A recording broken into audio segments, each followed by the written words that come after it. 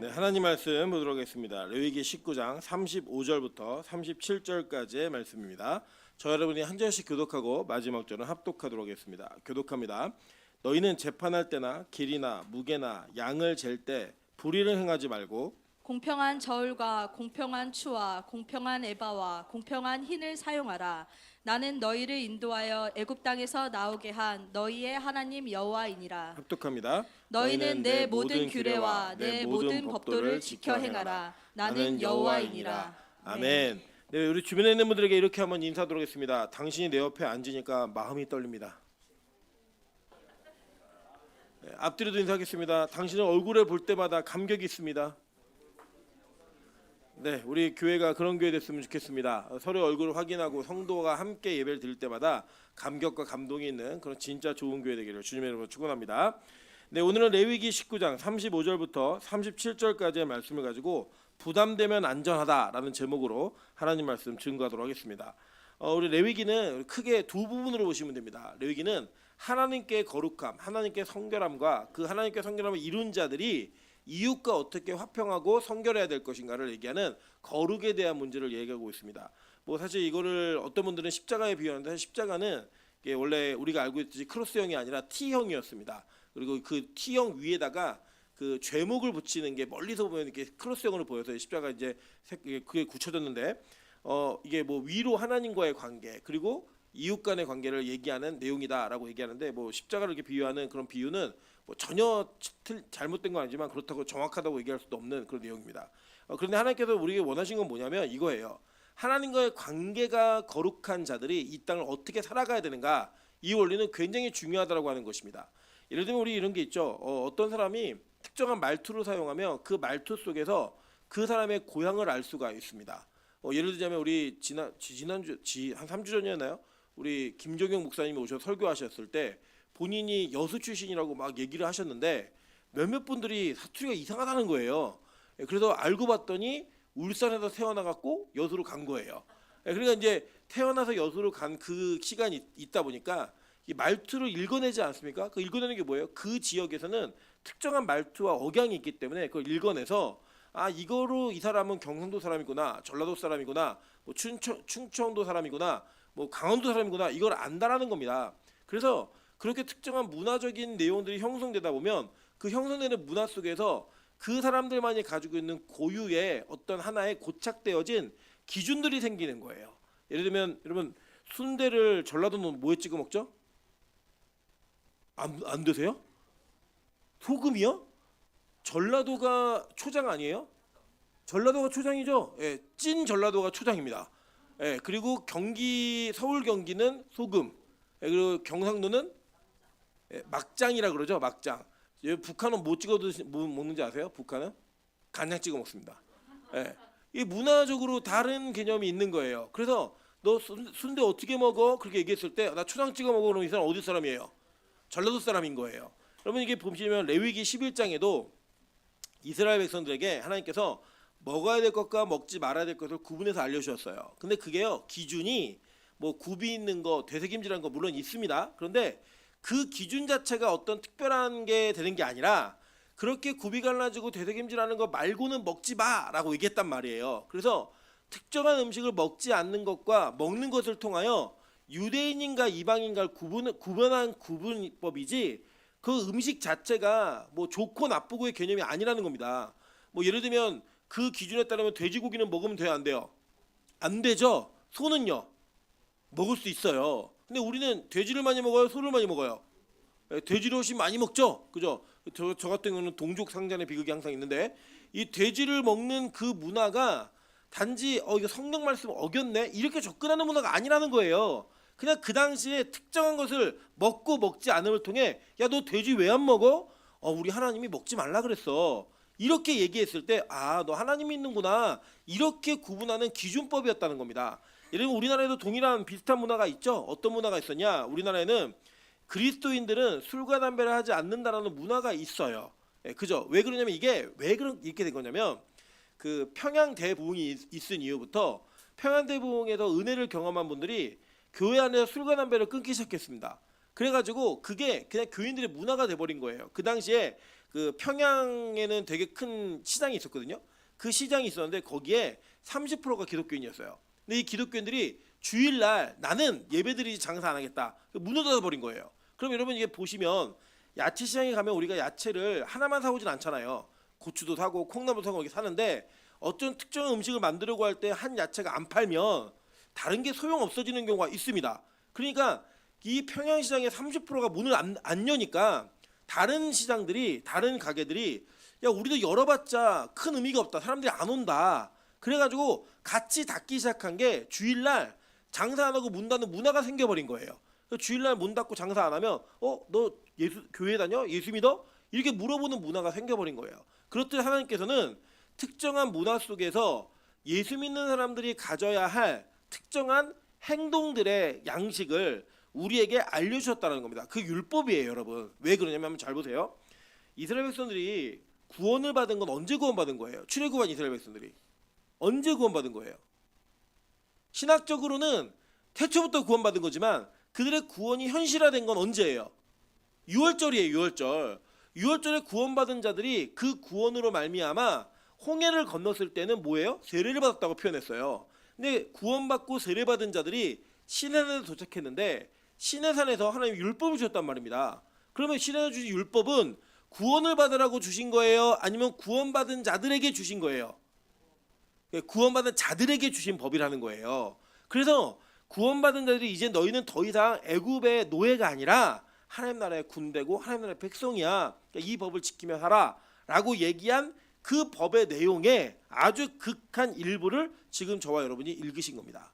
그러니까 이 내용은 구원과 관련돼 있다라기보다는 구원받은 백성들이 어떤 행동 양식을 가져야 될 것인가에 대한 정확하고 분명한 기준을 제시해 주는 거예요. 기준. 그러니까 기준이 다르면 그 기준이 다른 것으로 인하여 그 사람이 어떤 생각을 가지고 있는지를 알게 되고 그 기준의 다름이 하나의 문화가 형성되고 공동체가 모이게 되면 그 공동체가 가지고 있는 기준으로 바뀌어지게 된다는 겁니다. 여러분 이게 교회 안에 필요하다라고 성경은 오늘 우리에게 가르치고 있는 겁니다. 그렇다면 그 하나님께서 가르치신 내용이 그 내용 중에 한 내용이 무엇인지를 한번 살펴보는데 오늘은 먼저는 재판에 관한 문제를 한번 살펴보도록 하겠습니다. 자 여기 보니까 이렇게 얘기했어요. 35절입니다. 너희는 재판할 때나 이렇게 얘기했어요. 그죠? 재판할 때나 그리고 길이나 무게 양을 요거는 제쳐놓고 불의를 행하지 말고 재판할 때 불의를 행하지 말라는 거예요. 자, 이 재판할 때 불의 이게 뭔가? 그리고 보니까 뒤에 보면 공평한 조를 막 얘기했잖아요. 그러니까 재판할 때 불의한 기준을 가지지 말라는 겁니다. 그럼 공정한 기준이 뭔가 한번 볼게요. 출애굽기 23장 1절부터 3절 그리고 6절과 8절 제가 못 넣었습니다. 한번 읽어보도록 할게요.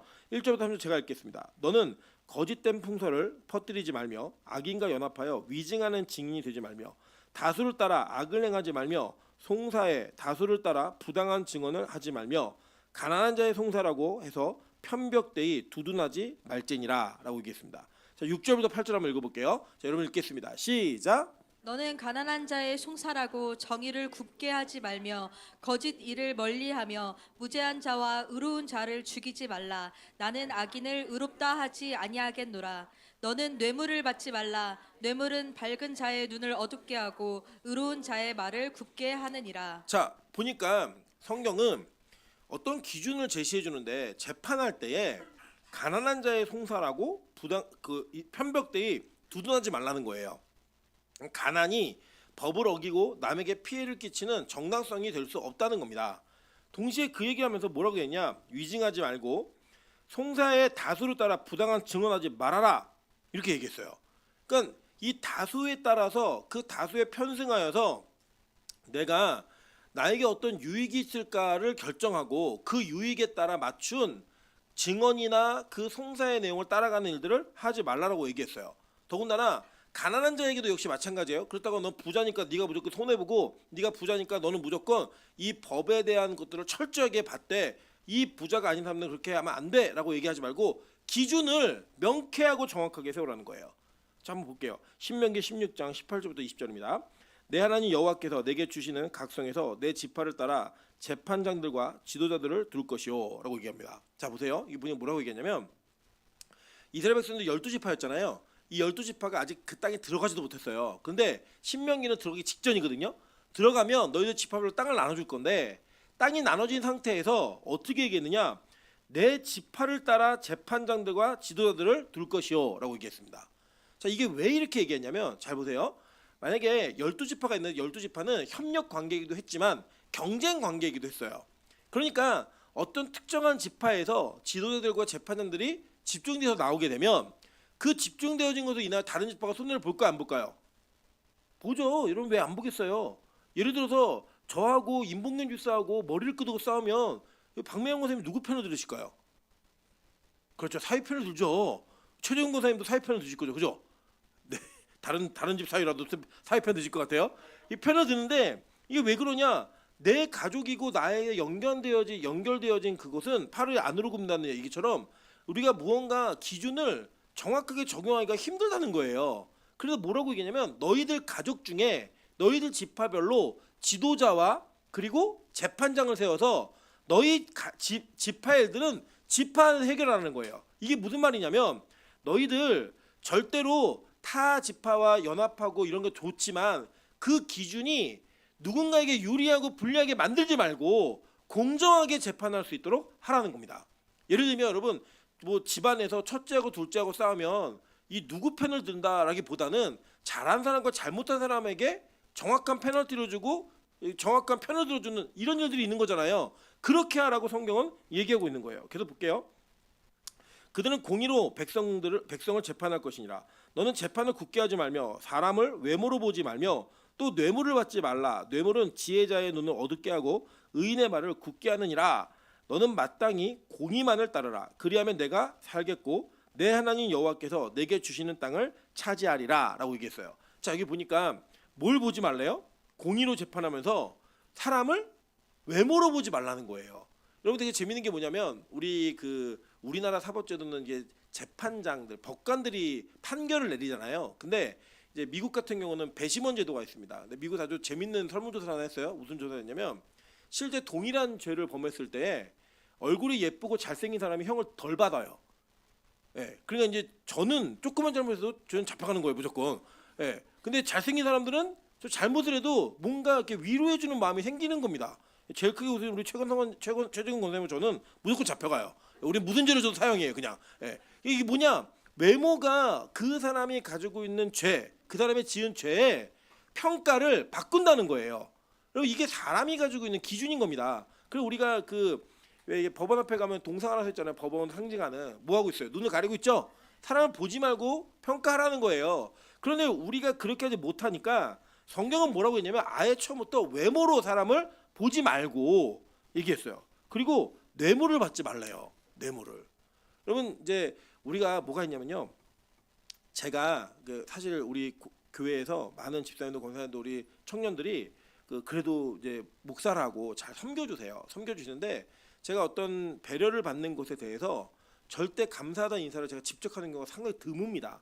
이유가 있어요. 그거 당연하게 여기서가 아니에요. 예를 들어서 누군가 어떤 사람이 저한테 뭔가를 제공해 줄 때 제가 그 감사를 지속적으로 표현하다 보면 그 감사의 표현 속에서 주고받는 그 표현 속에서 무언가 특정한 관계가 형성이 돼요.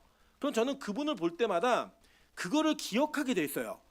기억하고 무언가 또 기대하는 마음을 갖게 돼 있고 다른 사람이 주일날 예배를 빠지면 막 화가 나는데 그분이 빠지면 그럴 수도 있지. 이렇게 양해하는 그 양해 영역이 저도 인간인데 왜 안 생기겠어요? 사람이랑 생기게 됩니다. 그래서 제가 여러분께 뭐 감사 표현을 잘 하지 않는 거를 목사님 별로 네 가지가 없네 이렇게 생각하지 마시고 저희 이유와 목적이 있어서 그래요. 목적이 뭐냐? 저는 누구든 간에 어떤 영혼이든 동일하게 대하려고 노력을 하는 거예요. 노력을. 어떠한 기준이 물론 여러분이 뇌물을 주시는 건 아니에요. 그냥 감사와 고마움을 표시하는 건데 우리가 인간이다 보니까 그런 거 주고받다 보면 제 안에도 왜 그런 욕심이 안 생기겠어요. 그리고 그게 인간의 한계가 있기 때문에 그런 거 하지 말라라고 원천적으로 금지해 버리는 겁니다. 그리고 여러분 아주 재밌는 게 저희 아내가 이제 학교에서 아이들을 가르치다 보니까 집에 이렇게 선물이 와요. 선물이 오는데 선물이 이렇게 김영란법에 의해서 몇만 원짜리 이상 못 받게 돼 있습니다. 그래서 저희 아내가 찍어보고 이게 넘는 건 보내요. 다시 되돌려 보내거나 안 된다고 얘기를 해요. 그래서 이제 아이들은 그 기준의 밑에 있는 거 뭐 100원 빠지는 거, 200원 빠지는 이런 것만 보내거든요. 그래서 저 안에 좋다 다 받아요. 그걸 또. 근데 받다 보면은 나에게 뭔가 잘한 사람과 못한 사람에 대한 선별의 기준이 정확하지 않고 되게 틀어지게 돼 있다는 거예요.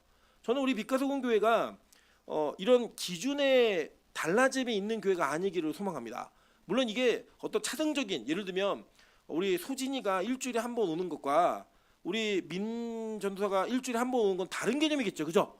예, 그런 어떤 차등적인 차별의 대우가 아니라 선별적인 사역의 영역에 따라 뭔가 요구되어지는 책임은 다르겠지만 그 다른 책임의 기준이 동일한 차원에서 다르게 적용되면 안 된다는 거예요. 성경은. 그래서 뇌물 받지 말라라고 얘기하는 겁니다. 보세요. 뇌물은 지혜자의 눈을 어둡게 하고 의인의 말을 굳게 하느니라.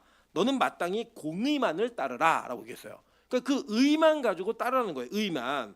자, 그런데 이게 뭐랑 연결되냐 한번 볼게요. 그리하면 내가 살겠고 내 하나님 여호와께서 내게 주시는 땅을 차지하리라라고 얘기했어요.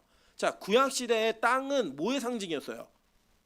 천국의 상징이었다고요. 새하늘과 새 땅의 상징이잖아요. 근데 이 문제가 뭐랑 연결돼 있다는 거예요? 천국의 문제와 연결돼 있다는 거예요. 그러니까 이거 좀 아쉽네. 이 정도의 개념이 아니라 이거 안 지키면 너 천국에서 못 살아. 이 얘기를 하고 있는 거예요, 지금. 그러니까 구원과 그 구원받은 자의 믿음으로 인한 행동은 구분할 수가 없는 거고 같이 나타나는 거라고 얘기하는 거를 설명해 주고 있는 겁니다. 자, 그래서 얘기했어요. 신명기 27장 19절입니다. 객이나 고아나 과부의 송사를 억울하게 하는 자는 저주를 받을 것이라 할 것이요 모든 백성은 아멘할지니라 라고 얘기합니다. 자, 고아, 과부, 나그네, 이 난민이었죠, 그죠? 이 사람들은 다 뭐예요? 사회 약자들이라고요. 이 약자들의 송사를 억울하게 하지 말라는 거예요. 억울하게. 그런 사람은 어떻게 한대요? 저주를 받을 거고 그 저주받는 거에 모든 사람이 동의하라고 얘기했습니다. 어떤 영화의 대사를 보니까 아주 리얼하게 그 실감나게 현실적인 대사가 하나 있었어요. 뭐라고 얘기냐면 사람이 몇십억 이게 몇백억을 사기를 치면 사기꾼이래요. 근데 이게 조 단위로 넘어가면 경제사범이라고 부른대요. 예. 이게 이해되시죠? 그러니까 뭐 한 200만 원, 300만 원 띄어먹으면 아우 저 사기꾼 이렇게 얘기하는데 2조, 3조 나라 돈을 띄어먹거나 회사를 뭐 의도적으로 망하게 해서 자기 유익을 취하고 나가면 그 사람은 사기꾼이라 부르지 않는데요. 경제사범이라고 부른다는 거예요. 여러분 이게 이 땅이 가지고 있는 실제 현실이에요. 그래서 뭐 황제 노역이라 그래갖고 하루 일당이 막 몇천만 원씩 되는 그런 노역을 하면서 나옵니다. 여러분 같은 죄를 지어도요 재벌들 뭐 정말 돈이 많은 사람들이 그러니까 사람들을 매수하고 뇌물 주면서 법을 굽게 하고 판결을 굽게 하는 경우 우리 많이 보잖아요. 그리고 여러분 몇몇 분들 아실 거예요. 뭐 유전무죄, 무전유죄 막 이렇게 얘기하면서 막 그 범죄를 저질렀던 그 사건도 뭐 때문에 일어난 일이에요. 자기가 억울하게 갔는데 돈이 없다는 이유로 재판을 받았더니 그 재판이 말도 안 되는 결과를 가져오니까 너무 억울해서 그 얘기를 하더라는 거예요.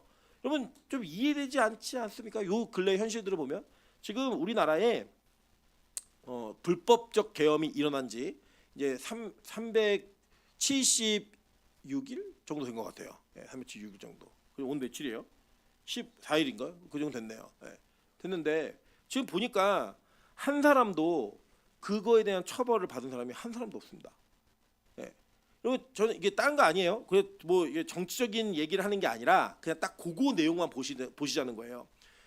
불법 계엄이라고 하는 건 이미 판결이 난 거예요. 그것 때문에 대통령이 탄핵 당했으니까 이거 논란의 여지가 없는 거예요. 그 차원에서 본다면 그 불법에 연루되어진 많은 사람들이 있었어요. 영상 자료도 있고 증거 자료도 있고 녹음 자료도 있고 다 나와요.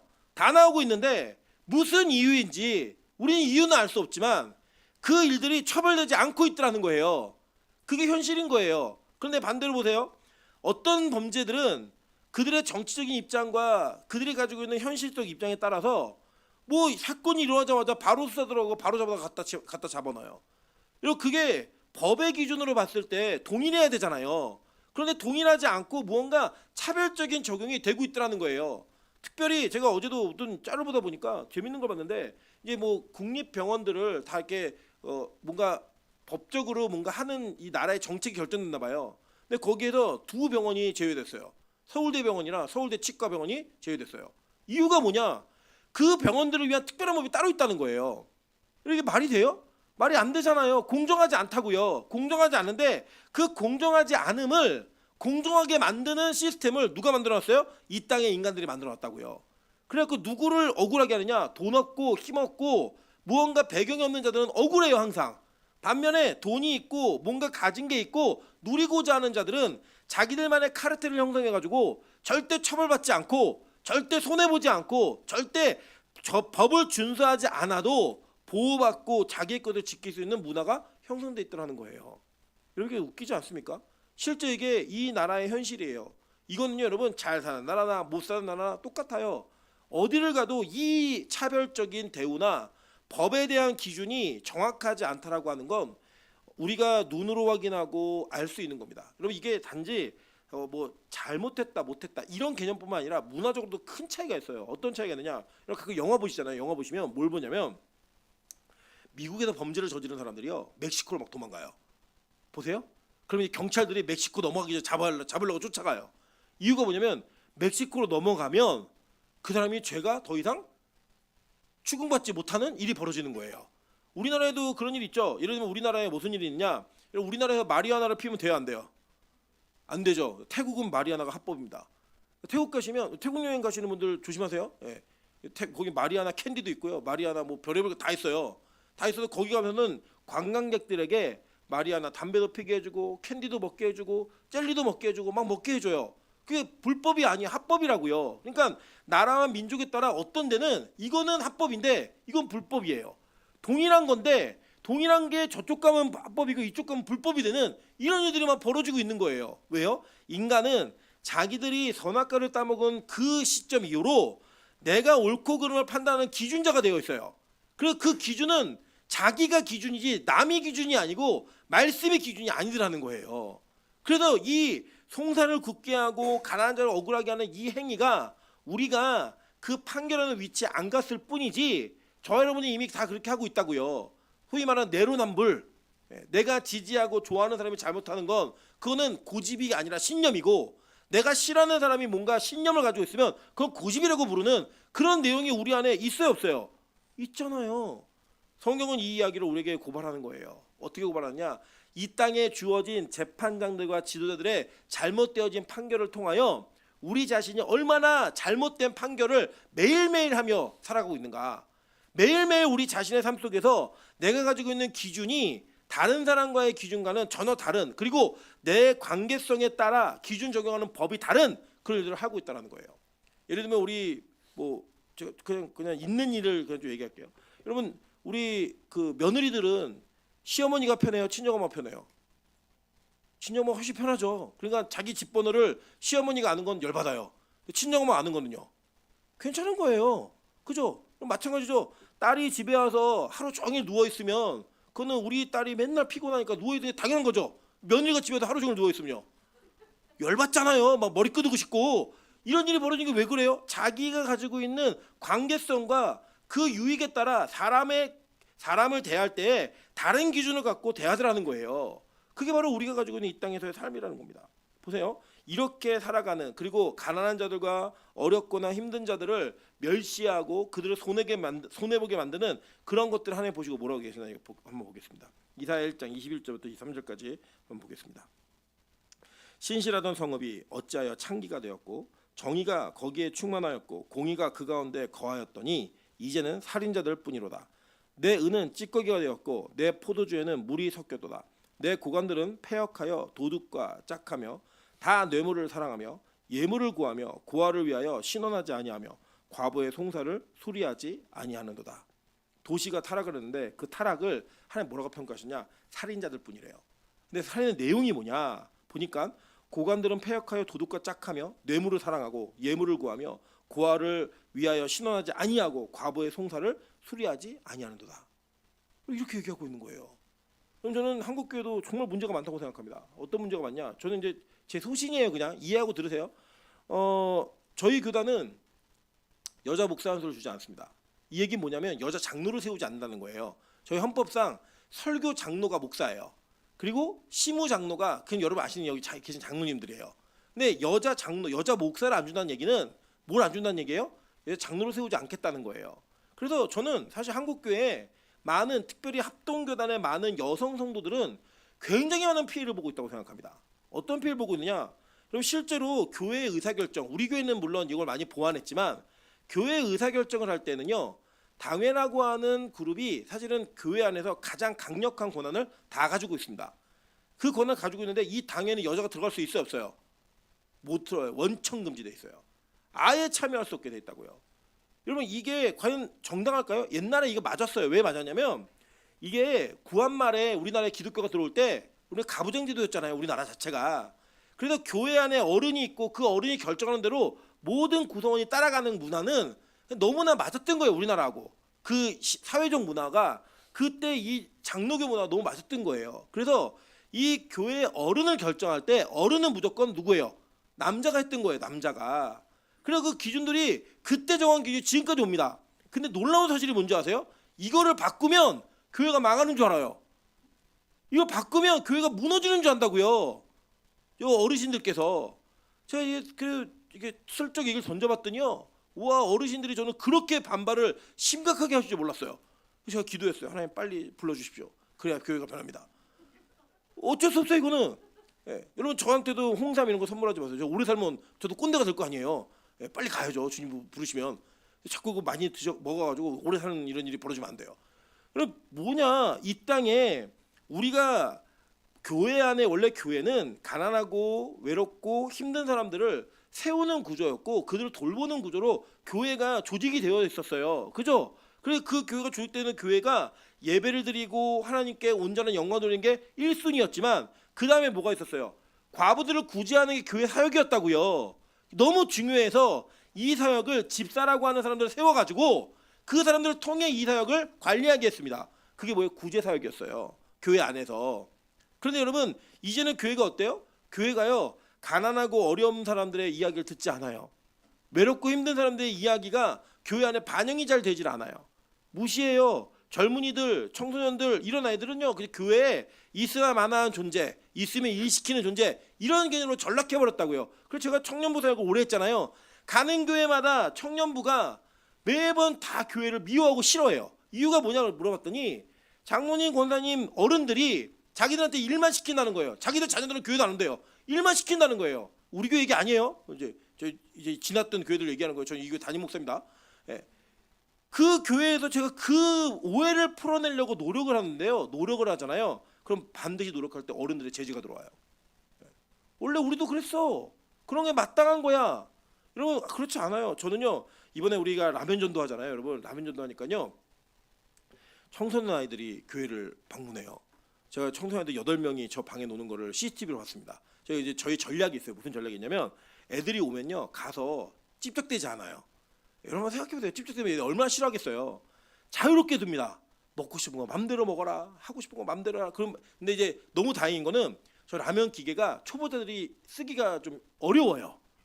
예, 물도 막 공급해야 되고 막 이런 게 어려우니까 도움을 요청하는 거예요. 예, 도와달라고. 그러니까 도와주면서 말을 일단 트고요. 여기 와서 그냥 저희는 CCTV 구경해요. 애들 너무 재밌으니까 애들이. 그럼 애들이요 막 욕도 하고 지들끼리 막 바지 벗기고 엉덩이 때리고 막 이런 거 다 찍혀요. 여기는 모른가 봐요. 막 다 찍히고 막 해요. 막 그런 거 보고 있어요. 보고 있는데 이 아이들이 청소를 하고 가면 그 나름대로 치워요. 다음에 또 오려고 그러는지 좀 치우고 가요. 치우고 가면 우리 이강수사님이 다시 들어가서 다시 청소를 해요. 그 뭐냐 깔끔하게 청소하지 않는 거죠. 애들은 그 수준이에요. 그냥 그러니까 애들이죠. 그런데 그 아이들이 라면을 얼마나 많이 먹냐면 1인당 3개는 먹는 것 같아요. 와 그리고 지금 아이들이 5명이 왔다 가면 라면 그릇이 10개가 나와요. 이해되세요 여러분? 음료수 한 전체를 냉장고에 꽉 채웠는데 5명이 하루 왔다 갔는데 다 없어졌어요. 예. 이런 걸 보면 야 얘네들은 돈 먹는 하만에 이 생각이 들 수 있겠죠. 그런데 여러분 얘네들은 뭐냐면 약자들이에요. 얘네들 어디 놀 데가 없어요. 여러분 여기 오래 계셔보면요 아이들이 요 그 복도에 있는 의자에 앉아가지고 거기서 라면 먹고 있고요. 거기서 책 보고 있고 거기서 애들끼리 조용히 대화하다가 막 안에서도 나와고 조용히 하라고 핍박 받고 막 이런 걸 막 현장에서 막 봐요. 여러분 그때 얘네들이 이 교회가 여러분 문 열고 교회를 들어온다는 게 얼마나 어려운 일인지 아십니까? 불신자들에게는 여기는 마치 끌려 들어가면 죽음과 도살장에 끌려 들어가는 그 막 모습으로 막 끌려 들어가는 거예요. 그냥 나 정말 가기 싫은데 갈 수밖에 없는 이유가 있어도 가지 않으면 안 되는 거예요. 예전에도 한번 저기 여자아이가 쓰러졌어요. 화장실에서. 그래갖고 저희가 그 학원에 있는 아이인데 쓰러진 아이를 교회를 막 들어오라 그랬더니 얘가 안 들어오려 그러는 거예요. 그래서 제가 괜찮아 교회 안 다녀도 되니까 들어와. 그랬더니 그때 들어오는 거예요. 마치 들어오면은 교회를 다녀야 될 것 같은 분위기. 중학교 2학년짜리인데 키가 되게 큰데 걔네 엄마가 183 정도 되는 것 같아요. 오셨는데 애를 데려나가는 그런 일이 벌어졌어요. 근데 그게 뭐냐면 이 불신자들에게는 무언가 교회 문턱을 넘는 게 너무 힘든 거예요. 왜냐? 자기들이 그 교회 문턱을 넘고 들어갔을 때에 편안함과 안정감을 느끼는 게 아니라 불안함을 느끼는 거예요. 힘든 마음을 느끼는 거예요. 왜냐? 교회가 가지고 있는 특권층들, 교회가 가지고 있는 오랫동안 가져왔던 그 패밀리 안에 들어갈 수가 없는 거예요. 여러분 잘 보세요. 빛과 소금 교회도 뭐가 있냐면 오래된 분들이 오래된 이야기를 하기 시작하잖아요. 그럼 어떤 일이 벌어지냐? 처음 온 사람들은 그 대화에 낄 수가 없어요. 낄 수가 없어요. 그러니까 그 끼지 못하는 외로움을 혼자서 견뎌내야 되는 거예요. 계속. 그러니까 그거와 상관없이 있는 사람은 괜찮은데 그게 상관이 있는 사람은 너무 힘든 공동체가 된다고요.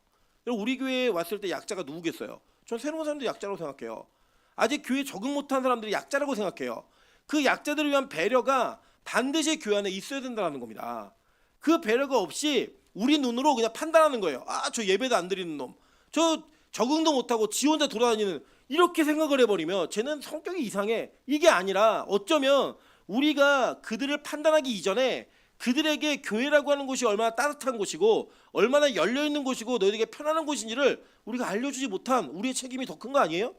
여러분 제가 여기 그 응접실에다가 우리 아이들 노는데 청소년 놀이터에다가 게임기 갖다 놓을 거예요. 그런데 어른들 중에 막 그런 생각 드실 거예요.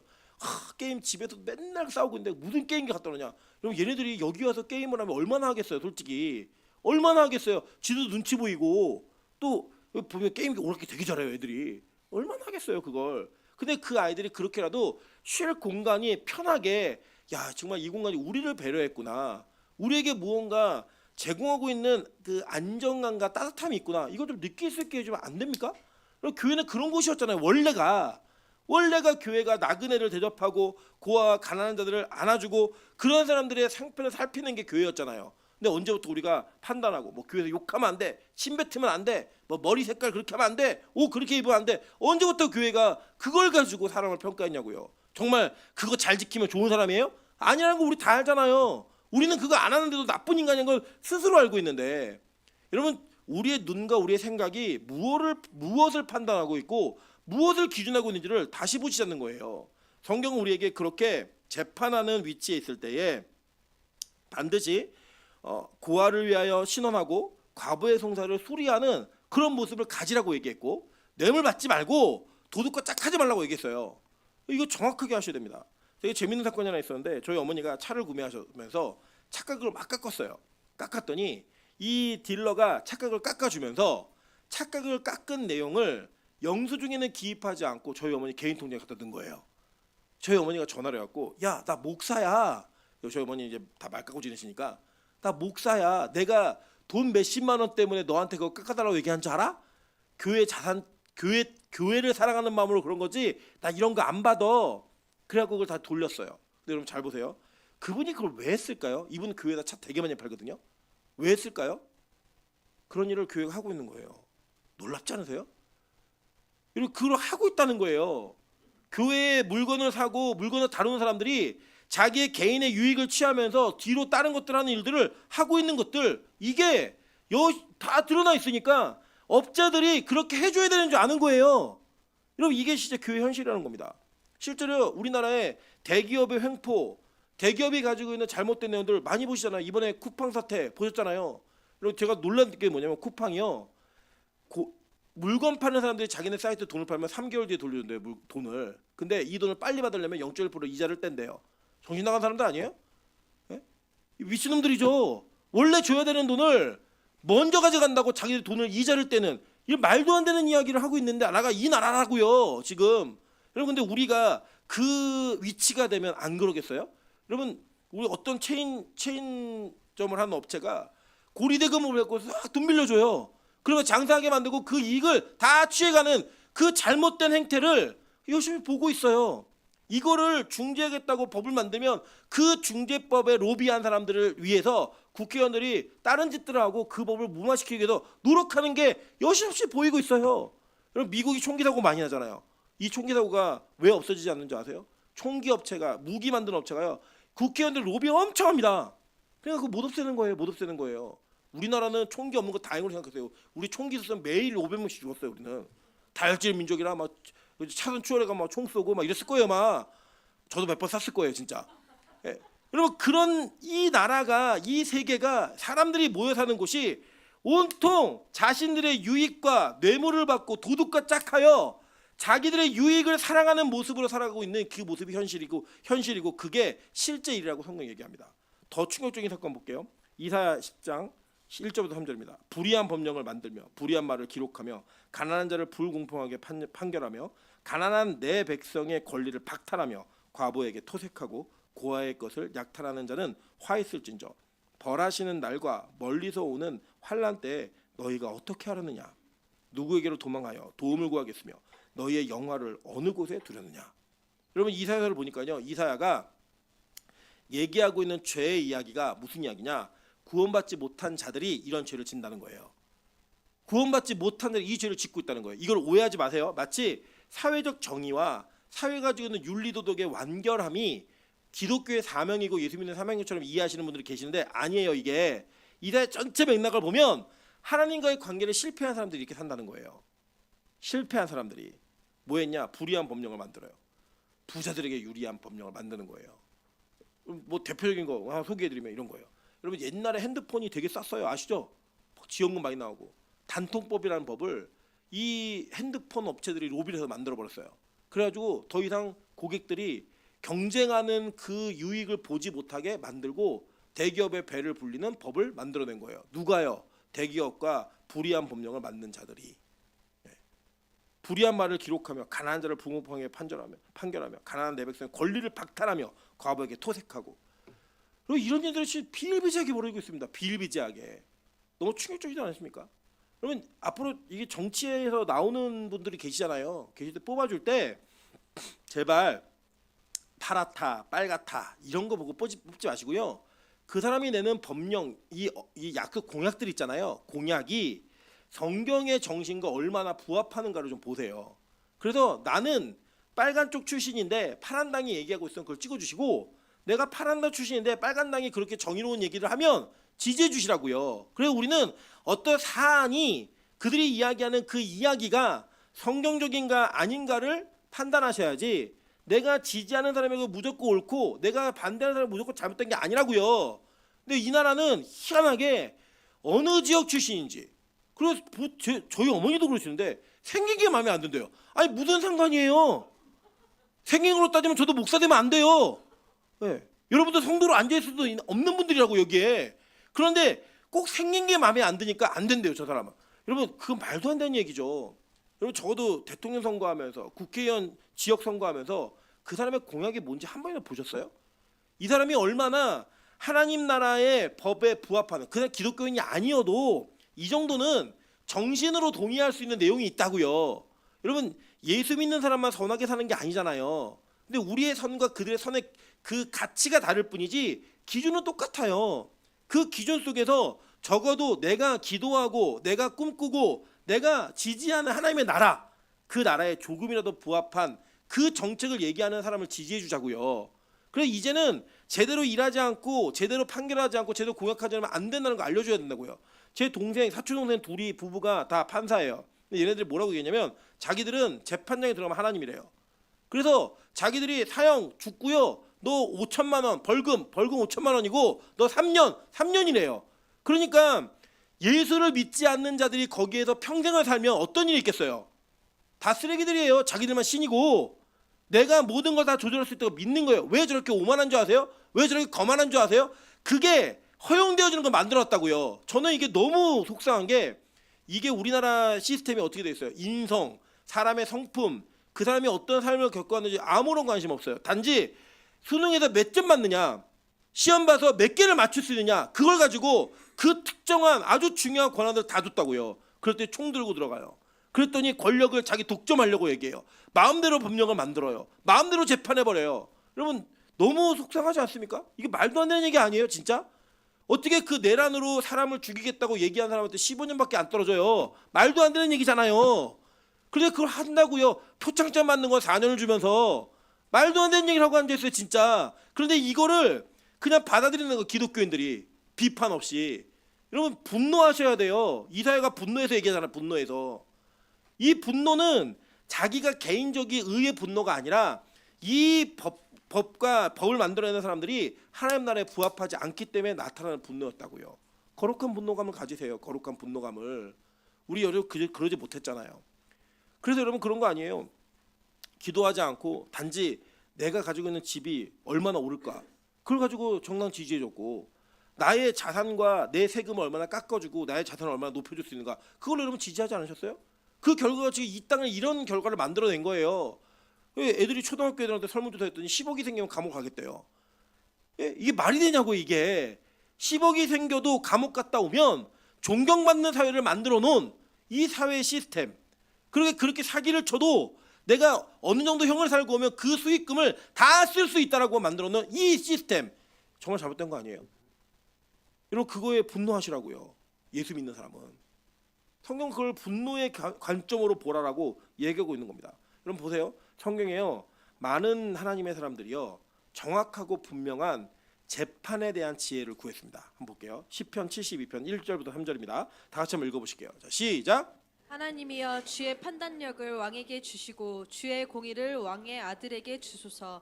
그가 주의 백성을 공의로 재판하며 주의 가난한 자를 정의로 재판하리니 의로 말미암아 산들이 백성에게 평강을 주며 작은 산들도 그리하리로다. 시편 72편은 다윗이 솔로몬을 위해 기도하는 기도의 내용이에요. 그 기도의 내용을 솔로몬이 듣고 그 기도의 내용대로 자기가 기록한 시가 시편 72편이에요. 근데 여러분 재밌는 게 뭐냐면, 자, 솔로몬이 이 기도를 받고 자랐잖아요. 계속 아버지가 계속 기도한 거예요. 그래서 솔로몬이 하나님께 1,000번제를 드리고 하나님이 너 뭐 원하니? 그럴 때 구하는 게 있어요. 뭘 구하나 한번 볼게요. 역대하 1장 10절부터 12절입니다. 주는 이제 내게 지혜와 지식을 주사 이 백성 앞에서 출입하게 없어서 이렇게 많은 주의 백성을 누가 능히 재판하리이까 하니, 하나님이 솔로몬에게 이르시되 이런 마음이 내게 있어 부나 재물이나 영광이나 원수의 생명 멸하기를 구하지 아니하며 장소도 구하지 아니하고 오직 내가 내게 다스리게 한 내 백성을 재판하기 위하여 지혜와 지식을 구하였으니, 그러므로 내가 내게 지혜와 지식을 주고 부와 재물과 영광도 주리니 내 전에 왕들도 이런 일이 없었거니와 내 후에도 이런 일이 없으리라 하시니라 라고 얘기합니다. 여러분 제가 한국교회 부모님들이 아이들을 위해 기도할 때 솔로몬 같은 지혜를 주세요라고 기도하는 목적이 있었어요. 뭐냐, 공부 잘하게 해주세요. 아니에요 여러분? 다니엘의 지혜, 다니엘의 기도, 얘기했던 그 기도의 의미가 뭐예요? 하나님 공부 잘해서 얘 서울대 가게 해주세요. 이거 아니에요? 다니엘의 기도 다니엘 쓴 사람이 그래서 팔아먹은 거 아니에요? 자기 서울대 갔다고. 그거 엄청 샀잖아요. 그랬잖아요, 그죠? 근데 성경 잘 보세요. 솔로몬이요 다윗에게 어떤 기도를 받으면 잘했나? 아버지가 맨날 기도해 준 거예요. 하나님 이 아이에게 판단력을 주시고 그리고 주의 공의로 백성들을 재판할 수 있는, 정의에 재판할 수 있는 그 지혜를 주세요. 기도했더니요 그 아이가 구한 거예요. 뭘 구했어요? 하나님 제가요 백성을 재판할 때 판단력과 지혜로 이 백성을 재판할 수 있게 그 지혜를 주세요. 기도했다고요. 그러니까 솔로몬이 구한 지혜는 공부 잘하는 지혜가 아니에요. 무슨 지혜예요? 재판하는 지혜를 구했다고요. 그 재판하는 지혜를 구했더니 솔로몬을 통하여 어떤 일이 벌어진 거예요? 이스라엘 공동체에 올바른 그리고 정의가, 공의가 살아있는 그 나라가 세워지게 됐다는 거예요. 왜요? 그게 하나님 나라의 모형이니까. 여러분 말씀을 붙들고 있었던 에스라가 율법학자잖아요. 이 율법학자가 단지 학자의 개념으로 끝나지 않아요. 이 율법학자는 뭐였냐? 법관이었습니다. 대법관이었어요. 볼게요 한번. 에스라 7장 25절이에요. 에스라여 너는 내 손에 있는 내 하나님의 지혜를 따라 내 하나님의 율법을 아는 자를 법관과 재판관을 삼아 강 건너편 모든 백성을 재판하게 하고 그중 알지 못하는 자는 너희가 가르치라. 이 페르시아의 왕이 에스라에게 뭘 줬느냐? 야, 너 내가 권한을 다 줄게. 무슨 권한이냐? 재판에 관련된 권한을 다 줄 거야. 그래서 네가 하나님의 율법으로 재판을 하고 법관과 재판관 네가 세워. 그리고 모르는 사람 가르쳐. 율법 가르치라는 거예요. 그 뭐예요? 얼마나 이 사람이 정확하고 분명한 정의와 공의의 기준이 있었냐면 왕이 믿는 거예요. 어느 정도 믿느냐? 너 내가 이 지역을 맡기는데 여기서 네 마음대로 판사들 다 세워. 그리고 모르는 게 있으면 율법을 기초로 가르쳐. 이렇게 얘기한 거예요. 그러니까 뭐냐? 야, 지켜보니까 이방 땅에 있는 포로로 잡혀온 애 하나가 제사장이에요. 이 율법학자가 뭘 했느냐 봤더니 얘가 하나님을 믿는데 재판만 하면 정의와 공의가 있는 거예요. 이 사람의 기준이 너무나 분명한 거예요. 그러니까 믿고 맡기는 거예요. 믿고 너 그렇게 해. 여러분 이게 에스라의 모습이었습니다. 여러분 우리는 이 땅에서 어떤 대우를 받고 있죠? 여러분 기독교를 믿는 예수 믿는 자들이 여러분이 속한 사회 공동체에 들어가서 정말 인정받으세요? 여러분 제가 일전에 한 사건을 얘기해 드릴게요. 제가 그 공익을 할 때인데 그 공무원들이 초과 근무 수당을 찍는데 그걸 가라로 찍어. 가라가 맞는 표현인지 모르겠지만 구라로 찍어요. 예, 구라도 안 되죠. 예, 거짓말로 찍어요 이거를. 근데 이걸 찍는데 귀찮으니까 저희한테 시켜요. 공익 요원들한테 시킵니다. 그래서 제가 거절했어요. 그랬더니 의아하는 거예요. 시키면 해야지. 그래서 제가 이렇게 얘기했어요. 저는 신학생인데 이거 할 수 없어요. 그래갖고 제가 그거 안 했습니다. 그랬더니 온갖 핍박과 비난과 욕이란 욕을 다 얻어먹었어요. 진짜 다 얻어먹었어요. 그리고 막 저 괴롭히고 저한테 일 더 많이 주고 막 이랬는데요. 어느 날 사무실에서 뭐가 중요한 게 좀 없어졌어요. 그러니까 이게 공익들이 가졌다는 거예요. 공익 4명 있었는데 4명 있었는데 저는 그날이 수요일이었는데 수요 예배를 가야 되는데 저를 그걸 잡아두고 있으니까 제가 얘기했어요. 나는 안 가져갔다고. 그랬더니 그 담당자가 그 제가 거절했던 공무원이에요. 그 담당 뭐라 하냐면 넌 가래요. 얘는 거짓말 안 한대요. 가래요. 나머지 3명만 아주 막 죽어라고 막 그 취재를 했는데 결국 못 찾았어요. 그거를 못 찾아. 너는 가라는 거예요. 여러분 제가 거짓말을 하지 않는다라는 이미지가 그에게 심어지니까 그냥 예수 안 믿어요. 예수 안 믿는데 얘가 안 했다고 얘기하면 진짜 안 했어. 얘는 남의 거짓말도 안 해주는데 지 그 거짓말해서 가. 이게 얘기해주는 그 기준이 생겼다고요. 여러분 미국 사회는요 증인이 설 때 여호와 증인의 증언을 다른 증언보다도 효력 있게 받아줘요. 이유가 뭐냐? 여호와 증인들은 거짓말하지 않는다는 사회 문화가 형성돼 있어요.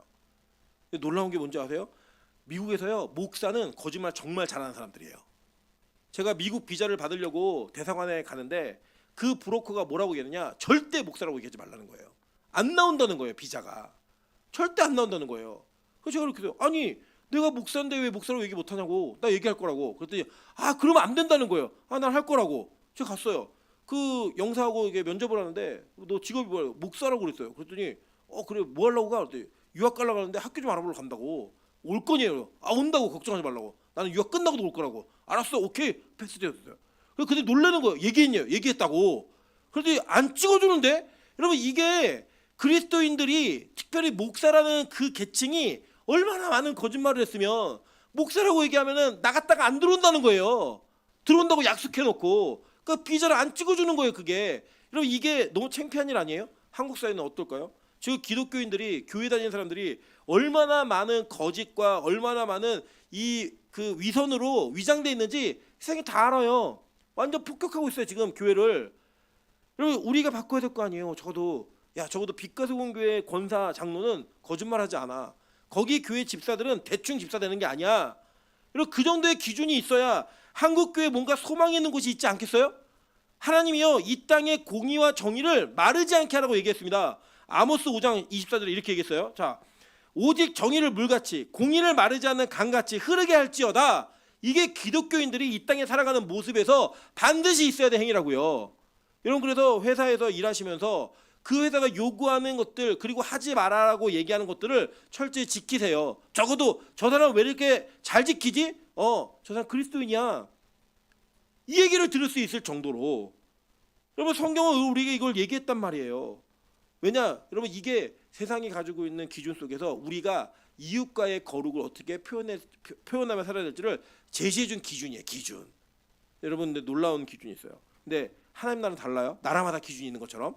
여러분 시대마다 기준이 있었죠. 시대마다 기준이 있었던 것처럼 그 기준이 막 바뀌어요. 근데 변하지 않는 기준이 하나 있어요. 자, 하나님이 우리한테 너 기준 잘 지켜, 기준 잘 세우라고 얘기한 이유는 하나님 본인도 그 기준대로 우리를 심판하시겠다는 이유예요. 이해되세요? 무슨 말인지? 내가 거룩하니 너희도 거룩해. 내가 기준이 정확하니 너희도 기준이 정확해 얘기하신 거예요. 그러면 어떤 기준으로 우리를 평가하시는가 보겠습니다. 계시록 20장 11절부터 15절입니다. 다 같이 한번 읽어보실게요. 자, 시작. 또 내가 크고 흰 보좌와 그 위에 앉으신 이를 보니 땅과 하늘이 그 앞에서 피하여 간데 없더라. 또 내가 보니 죽은 자들이 큰 자나 작은 자나 그 보좌 앞에 서 있는데 책들이 펴 있고 또 다른 책이 펴졌으니 곧 생명책이라. 죽은 자들이 자기 행위를 따라 책들에 기록된 대로 심판을 받으니 바다가 그 가운데서 죽은 자들을 내주고 또 사망과 음부도 그 가운데에서 죽은 자들을 내주매 각 사람이 자기의 행위대로 심판을 받고 사망과 음부도 불못에 던져지니 이것은 둘째 사망 곧 불못이라. 누구든지 생명책에 기록되지 못한 자는 불못에 던져지더라. 아멘. 자 보세요. 계시록의 마지막 심판을 얘기하고 있는데 마지막 심판에 큰 자나 작은 자 아무것도 기준이 없어요. 그 특별 대우가 없어요. 그죠? 누구든지 생명책에 기록되지 못한 자는 불못에 던져지는데 뭘 근거로 하느냐? 그들의 행위가 기록된 행위의 책을 근거로 한다는 거예요. 그 이건 안 변하는 거예요. 이게 그 나라 법이에요. 법이 뭐냐? 네가 어떤 행위를 했는지 내가 다 기록해 놓고 그 기록에 의거하여 율법에 어긋난 게 있으면 너 죽어. 그냥 너 지옥이야. 이거 선언해 버린 거예요, 그냥. 그리고 거기서 구원받을 수 있는 유일한 방법을 얘기해 준 게 생명책인 거예요. 예수 그리스도를 믿음으로 말미암아 그 믿음이 온전하게 있는 자들에게는 생명이 있고 나머지는 다 지옥이라는 거예요. 그게 하나님 나라 법이에요. 그래서 하나님 이거 안 바꾸실 거예요. 이 기준을 야 너는 좀 잘생겼으니까 그래도 천국 한번 가보자. 없어요. 야 닌 더럽게 못생겼으니까 너 무조건 지옥이야. 이것도 없어요. 너 부자였지? 너 잘 살았지? 너 똑똑하지? 유능했지? 아무 의미 없어요. 너 목사였지? 권사였지? 아무 의미 없어요. 딱 하나. 너 예수 믿어? 오케이. 천국. 너 예수 안 믿어? 너 지옥. 이걸로 결정하시겠다는 거예요. 이게 하나님 나라의 기준인 거예요. 그래서 여러분 이 기준은 여러분에게 되게 명쾌하고 명료하고 정확한 기준이고 안 변할 거예요. 어떤 일이 있어도 안 변할 거예요. 그래서 예수 믿지 않는 자들에게는 반드시 지옥 가는 지옥에서는 있는 거예요. 그래서 우리가 예수 믿으라고 얘기하는 이유가 다른 거 아니에요. 이 기준이 명쾌하고 안 변하니까 시간이 지나서 야 이거 너무 악법 같아. 벽 바꾸자. 이게 안 되니까 전 세계 모든 인류의 역사 가운데 있는 모든 자들이 이 기준을 평가받는다는 거예요. 이게 뭐예요? 선악과에 따먹은 자들이 자기 각자의 속이는 옳은 대로 행했잖아요. 그 의견을 다 하나님 다 이제 모아셔가지고 하나의 기준, 생명나무를 먹었느냐 먹지 않았냐 이 기준으로 지옥 가느냐 천국 가느냐 결정하시겠다는 거예요. 그 여러분 말씀을 두렵게 여기셔야 돼요. 그리고 이 기준을 믿으시면 여러분 이 땅에서도 올바른 기준으로 살아가셔야 돼요. 제가 이런 말씀드릴게요. 여러분 지옥 갑니다 라고 얘기하면요 누가 부담스럽냐면 예수를 믿는 사람이 부담스러워요. 천국과 지옥을 믿지 않는 사람은 이게 안 부담스러워요. 떠들고 앉아있네. 목사니까 희한한 말도 안 되는 얘기하고 앉아있네. 이래요 다. 여러분 그래서 지옥 별로 안 무서워요 사람들이. 왜요? 안 믿으니까. 야, 지옥이 어디서 죽으면 끝이지. 이런 사람들은요 지옥에 대한 공포와 두려움이 전혀 없어요. 그래서요 부담이 되질 않아요. 어떤 심판이 선포돼도. 근데 누구는 이게 부담되냐면 난 안 믿는 것 같은데 지옥 얘기하면 무서워요. 지옥 얘기하면 두려움이 있고 부담감이 있어요. 이거 안 되는데? 내가 혹시 이러다가 진짜 천국과 지옥이 있으면 어떡하지? 나는 그 믿음이 막 세진 않은데 그래도 자꾸 지옥 얘기 들으면 찝찝해. 여러분 이거 안전한 거예요. 뭐가 안전하냐? 이 법이 나에게 적용된다고 믿는 거예요. 마음 한구석에서. 그리고 여러분 혹시 교회를 다니고 오랫동안 다니셨는데 지옥에 대한 공포와 두려움이 없다? 여러분 다시 한번 점검하셔야 돼요. 나는 이거 부담 하나도 안 되는데? 여러분 안전하지 않아요. 위험해요. 그런데 진짜 이게 부담스러우면 여러분이 안전하신 거예요. 이러다 지옥 가면 어떡하지?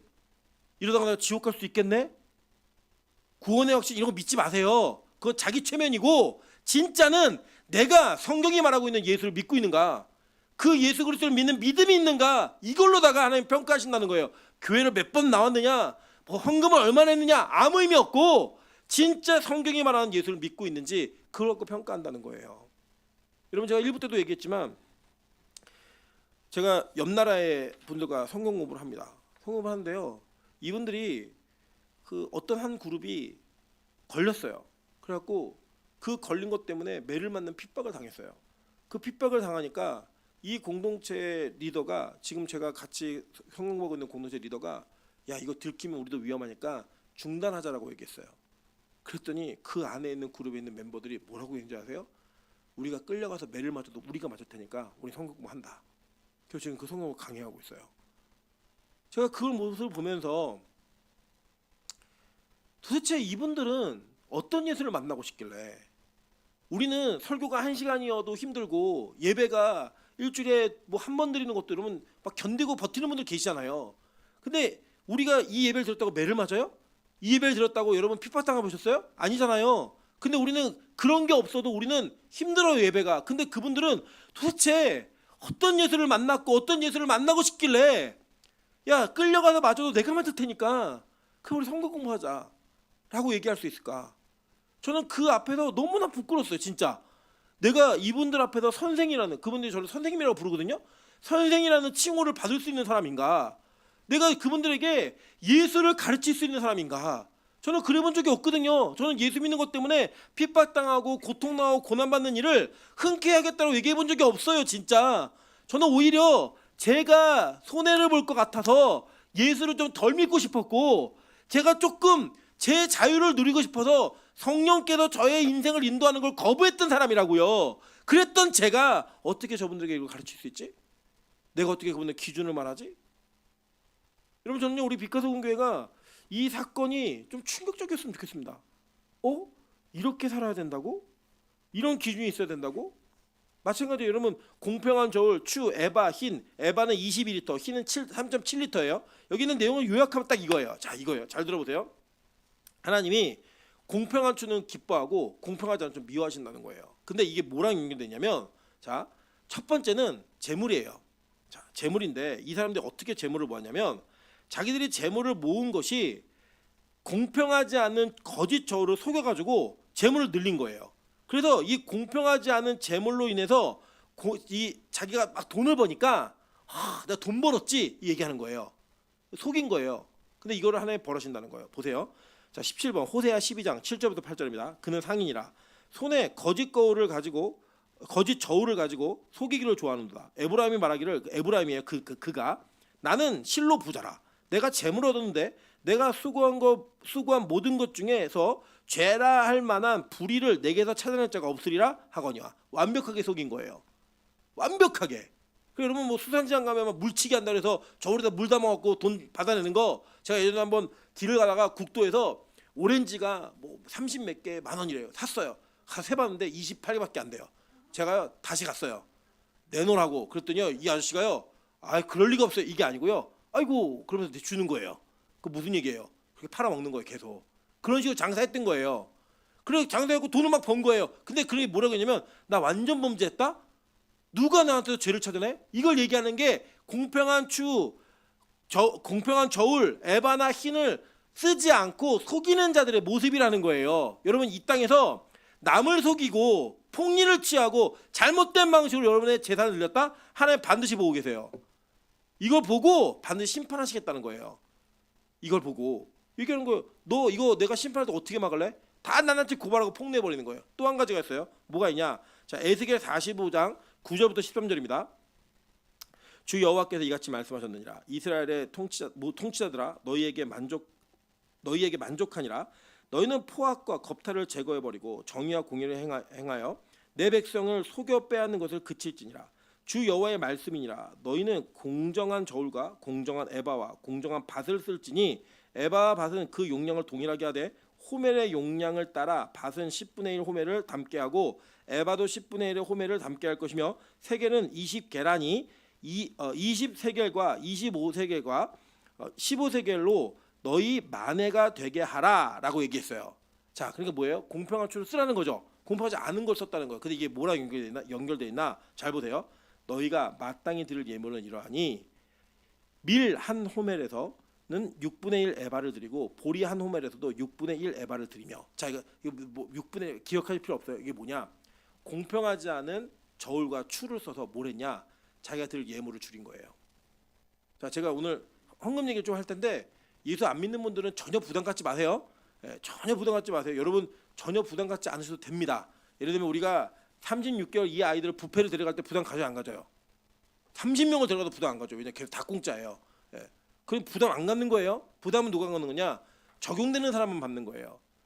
예물은 누가 드릴 수 있는 거냐면 예수 믿는 사람만 드리는 거예요. 예물은. 그러니까 여러분 뭐 여기 와서 나 오늘 에어컨 썼으니까 한 10,000원 내야지, 뭐 나 오늘 온풍기 썼으니까 5,000원 내야지, 이거는 예물 아니에요. 그러니까 여러분 그거는 부담 갖지 마시라고요. 안 내셔도 되고요. 내면 너무 땡큐예요. 양심이네. 이 정도 되면 끝나는 거예요. 근데 헌금하시는 분들, 내가 헌금을 하고 있다고 생각하시는 분들은 잘 기억하세요. 자, 하나님이요. 뭘 얘기하시냐면 너희가 저울과 추와 에바와 이 흰을 잘못 그러니까 불이한 거, 공정하지 않은 걸 써가지고 원래 하나님께 드려야 되는 예물의 양을 줄였다는 거예요.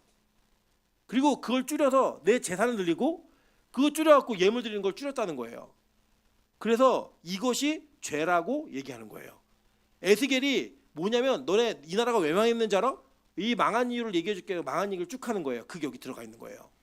여러분 예수 믿는 사람들 중에 정직하지 않은 11조 하시는 분들 회개하세요. 정직한 11조를 하시라고요. 정직한 하나님 앞에서.